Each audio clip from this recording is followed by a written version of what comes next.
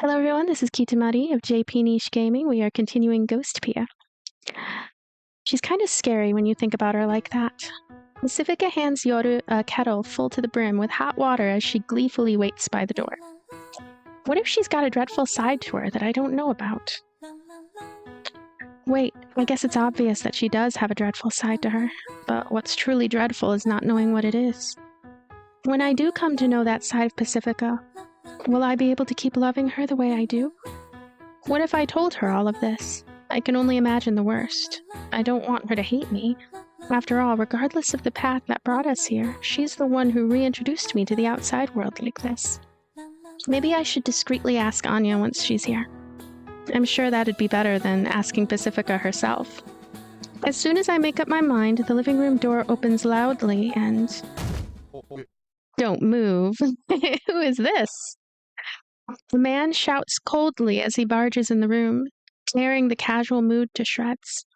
In his hand is a high-caliber pistol big enough to be used as a blunt weapon. All of us freeze and fall silent. Hey, Mort, the only people who can come visit my office without an appointment are top priority clients and my friends. And I don't have any top priority clients yet, so that means only my friends can visit unannounced. And you are not my friend. Please set up an appointment by phone and come again. You blanking blank! You blanky blank! You ruined a once millennium business opportunity. How dare you? How dare you make that face at me? Please don't get the wrong idea. I only did my job. It's the truth that you cut corners, isn't it? If you came here to bark at me, you're barking up the wrong tree. Damn you! Now put down that dangerous thing before you regret it. Oh, she's really in charge. What? Do you have any idea what situation you're in? Wow, so cool. I had zoned out due to the surprise, but Yoru's ambiguous murmuring snaps me back to reality. We're up against one man. He must be tired holding up that gun or something since his hand's trembling. I don't think he's used to wielding a gun. In any case, judging by his stout, protruding belly, he probably can't move very quickly. I didn't want that Gant bastard to beat me. I've done everything I could to win. Then you had to butt in and ruin everything. You're the one who leaked everything to the company, weren't you? That's right. I did my job. My hands are clean. How dare you say that when you've been using your position to line your own damn pockets with such outrageous margins? What is she doing? Everything will be fine. I can take this guy. The situation itself isn't good, but I'm happy at the possibility that I can be useful to Pacifica. So what do you want me to do? I want you to die. What's the point? I'll just come back, you know. Do you have the brain of a child, Mort? Pacifica's voice is cold enough to freeze the steam this man's been spouting. I can at least make you writhe in pain by filling you with lead. There's plenty of time to regain your company's trust. We've got all eternity, actually. Are you unable to make a rational decision? Shut up, shut the hell up. Who gives a damn about your logic? How can you possibly know how I feel? The man's voice gets slightly teary. On the other hand, Pacifica's stance gets firmer and firmer, so much that I'm wondering if she can even see the gun in the man's hand. Oh, is that so? I understand. Allow me to make it up to you. Suddenly, Pacifica softens the tension in her voice. The man mumbles, but ends up not speaking. It seems like Pacifica intends to resolve this problem with money. I send her a look that says, "There's no need to do that." Pacifica picks up on my signal, but she responds with a wink that I'm not clever enough to decipher. Pacifica picks up the pouch that was left on the table and starts rummaging through it. She then takes out a small tube. It's probably lipstick. If you're gonna pay out, then do it in cash. I'm done playing your games. Oh, that's too bad. Something shines in Pacifica's hand, and at the same time, a dry bang rings out. The man's gun hits the floor with a thunk. He then falls to the floor, holding his shoulder. I'm all out of cash, but I've got plenty of lead. It's only when Pacifica says those words that I realize that the lipstick in her hand is actually a teeny tiny gun in disguise. If you'd like a second payment of lead, then by all means, come and take it. Pacifica calmly asserts as she picks up the gun the man dropped and points it back at him. The gun looks too big for Pacifica's slender arm. For some reason, it looks more deadly when the man was holding it. The man mumbles and groans, but no intelligible words come out. That's probably why I didn't voice them. He must be in too much pain to speak. Can't hear you. Pacifica kicks the groaning man. Specifically, she kicks his gunshot wound. Instead of screaming, the man's body twitches and convulses. His body is collapsed face up. After losing consciousness for a few seconds, the man tearfully pleads with Pacifica. Mercy, please have mercy. It hurts. It hurts. Get lost now, and be sure to tell your little friends exactly what happened here. You hear me? Okay, I promise. Pacifica takes a step toward the man. It looks like the bullet still lodged into his shoulder. The man squirms to get some distance, perhaps having recalled the pain of being kicked in the gunshot wound moments earlier. Know your place. And with those final words, Pacifica shoves the sole of her boot as far into the man's rear as physically possible. The man scuttles away surprisingly quick, as if borrowing the momentum from the kick. Phew. I look at Yoru beside me. I kind of expected it, but her eyes are sparkling even more than I had imagined as she rushes up to Pacifica and hugs her. I like this picture. That was amazing! Say that line again! Hasta la vista, baby! I didn't say that! Yo, what did I miss? Anya suddenly pops in through the door the man left wide open. Looks like things got kind of weird in here. What's-his-face guy was here, wasn't he? You saw him leave, didn't you? I've already taken care of him. Oh, and that thing worked like a charm. I'd like to order a dozen. I quite like that sort of thing. Oh, serious? I'm quite proud of my handiwork on that one. Wish I could combine the shell ejection, though. I know it can't work out exactly like the movies, but still. What does Mrs. Pacifica do exactly? Mrs. Pacifica? Yoru whispers in my ear. I feel ever so slightly relieved to know that she'd been wondering the exact same thing as me. I'm not sure, but she's probably some sort of agent. An agent of what? Something. Once that non-committal word leaves my lips, I realize I sound just like Yoru. It's kind of embarrassing. So, how'd the new job go? Looks like it wasn't a good match. You got any leads? Nope, nothing. Sorry. I tried looking, but everywhere I looked, places were neither understaffed nor overstaffed. Just staffed. I see. I'm really sorry. No, I'm not blaming you or anything. I just think it's interesting. I know what you mean.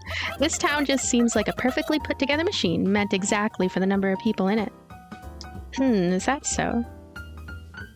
Maybe the town's just optimized that way since it's always had the same number of people. 1,024. That's the ghost town's ghost population. With the addition of Yoru, that's 1,025. Of those 1,025 ghosts, 1,023 are employed. Yoru and I are the only ones left out. Oh, but I did borrow that lemonade stand.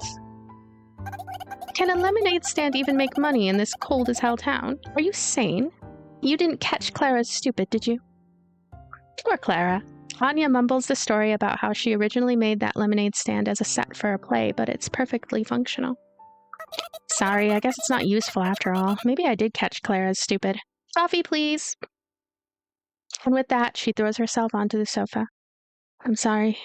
I don't say it out loud, but I apologize again in the silence of my heart. Okay, would you two like some more as well? Yes, please! Hip hip caffeine! Hip hip caffeine! I'm not entirely sure what I'm apologizing for. I feel a vague sense of guilt, and it's not something I can solve by raiding the church again. I was powerless.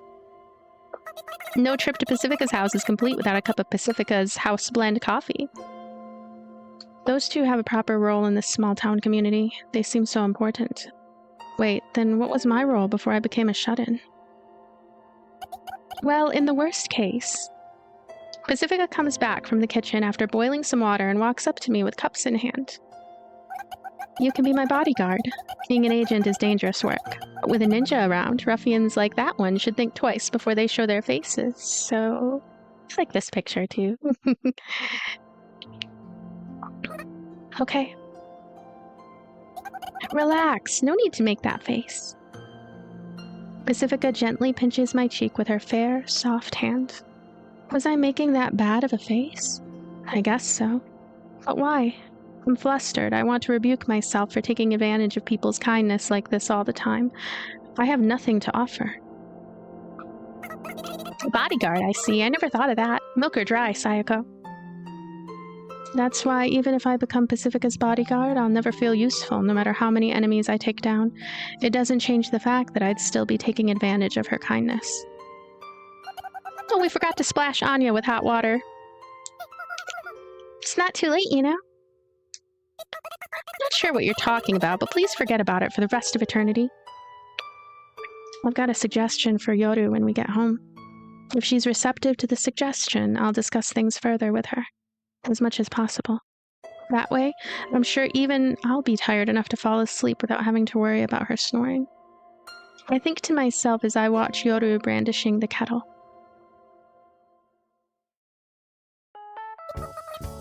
We'll work for money! We'll work! As soon as I gave Yoru my suggestion, she energetically said, "Sounds good," in less than what I think is a second. We can't just take advantage of Pacifica's help forever, so let's do some job hunting of our own. That was the main point of my suggestion. Yoru said, if we're gonna do it, we've gotta do it good. And then she made cardboard sandwich signs. No idea where she got the cardboard. I hid my astonishment at her craftsmanship. In my mind, I was applauding her. But her snoring is still way too loud. Her raw energy, both awake and asleep, is grating on the ears, which is why I don't praise her out loud. I don't know how many hours we spent with those signs in hand. I figured that having something to do would serve as a good distraction, but in actuality, the cold, the fatigue, and the shame are just wearing down on my mind. But I honestly believe that this is what I can and should be doing right now. So, we do this today. And the next day. And the next day. And the next day. We keep standing and barking all around town. The end is near! Nuclear war! Buy gold! Seems like Yoru has had enough. I'm nearing the end of my rope, too. The town's workforce really must be saturated. Would anyone actually give work to job searchers with sandwich signs when every position's already filled? I just want to throw myself onto the snow and give up. That's when somebody calls out to us. Oh, Armageddon's coming, huh? You're always living on the edge, Yoru. Guess he's not calling out to us exactly, just Yoru, and this isn't the first time someone's called out to her. While I've just been aimlessly wearing the sandwich sign, Yoru's been making acquaintances one by one, gradually assimilating into the town. Oh, Mr. Patel, how are you? Thanks for your help the other day. I feel a little better now. Not completely healed, but better. Thank you so much. Come visit the cafe again. You should hire us. Sorry, we've got enough workers as it is. I see. Be sure to tell us if there's ever an opening. Yeah, when the time comes. See you later. What happened the other day? I asked Yoru as I watched Mr. Patel leave. I listened to him talk about his issues. I didn't understand what he was saying, but I just nodded and said, yeah, to everything. And he seemed happy, so I guess it's all good. Is it, though? I'm sure he just wanted some validation from someone. Validation? Someone to tell you it's all right, you know? Is it really, though? Either way, he's doing his best, I think. You think so? Well, he looked happy, so I want to believe in him. As she says that, Yoru smiles ambiguously. Or maybe it's only ambiguous because I'm too dumb to understand it. But what I do understand is that her smile is awfully beautiful. It's so beautiful. I'm jealous. Almost resentful, even. She's got such a beautiful smile. I'm sure she'll be able to find work. Unlike me. What? Oh, nothing. I'm gonna go over to that street. You stay at the plaza. As you command, my liege. I totter over towards the back streets. It's not somewhere you'd expect someone looking for work to go. I just want to be alone. I thought walking would cheer me up, but the more I walk, the more tired I become, so it looks like I'm playing a losing game. I remember a day long ago when I waited for the bus in the rain. I remember waiting 20 minutes for a bus that comes every 30, and fed up with waiting, I ended up taking the train home. Even though I knew the bus would be there in less than 10 minutes, I spent 15 minutes walking from the bus stop to the station to catch a train. By the time I realized I had wasted the effort of waiting 20 minutes, I had already been walking for quite some distance. I suppose I was just tired of staying in one place. I didn't know what I was doing, so I just ended up doing something. It feels disgusting not to understand yourself. I feel somewhat like how I felt that day. Whoa. As I turn the corner, I bump into someone. You were at the church. I recognize who it is. That's right. It's the man who stopped me by the entrance when I snuck into the church. I bribed him with mints and then killed him. Hey, is that the ninja? Behind the man are 5 similarly dressed men, his friends, I suppose. Some guy. Yeah, that's right. I see the men reach inside their coats, either for concealed guns or bladed weapons. Leave me alone. I ask to be left alone, but I have to admit I am a little glad that a stress-relieving distraction has decided to waltz up to me. Lonely Violence lets him steam out and get paid for it. That's the name of this achievement. That's why I like achievements, actually, when they are like that. When I come back home with a broken sign and a little bit of cash, I'm greeted by Yoru and some unfamiliar furniture. Where'd you get all this? Welcome home, I was given these. You were given them. Yep, I got some food too. Some people said I can't employ you both, but I can give you this instead. Some people said they could employ one of us, but I guess it's hard to find anyone willing to employ us both. I see. Those misers, am I right? This is the difference between me and Yoru. Yoru has gained the goodwill of many, and even if they can't employ both of us, they can still help feel fulfilled. Both of us, they can still help, yep. Meanwhile, I killed someone. I've killed before, and then I killed his friends, and I robbed their bodies. Oh well, if nobody will hire us, let's just start our own business, Sayoko. The ninja delivery service, how about it? It's a service where ninjas deliver things, like, something. You don't need to stick around me anymore. Huh? I'm sure you can find plenty of jobs for yourself, Yoru. Lots of people love you, and as long as you're not with me, they'll gladly employ you. But there's no point unless I'm with you, Sayoko. Yoru looks confused and somewhat angry. I've never seen her make a face like that before, but I can't back down. Look, there's nothing I'm good at besides hurting others. That's probably the one and only thing I'm better than you at. There's work for you, but there's none for me. It's the truth that you're great, so what's the problem? But it won't do. It can do, and it will. I don't want to feel miserable. I don't want to hate you, so please. I should leave, shouldn't I? If possible. Sayoko? What is it? Nothing. It's just, I've got a live-in job offer for once, so I'm gonna go do that. That'd be for the best. Thanks for having me. No problem. That said, it's getting late, so the two of us sleep in the same bed tonight. I guess ending a relationship is a more sluggish process than what you see on TV. Yoru unexpectedly sleeps quietly, neither snoring nor stirring. See, you can do it after all. After becoming the worst woman in the world, I mutter to myself as I feel her warmth in bed. Wow.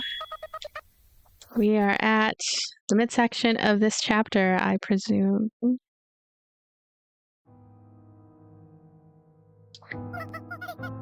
Okay, so I'm going to stop it here. I don't know how long it's been, but it seems like a good place to end things for now. Still ever wonderful. I'm very fond of the writing, the emotions, the characters, and just it's a great story.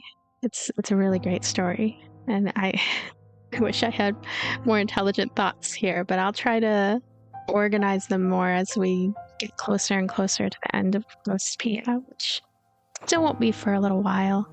Anyway, I'm glad about that though, because this is a really special story. I feel like it's a story that I'm going to go back and read again.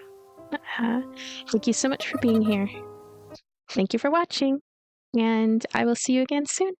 Bye.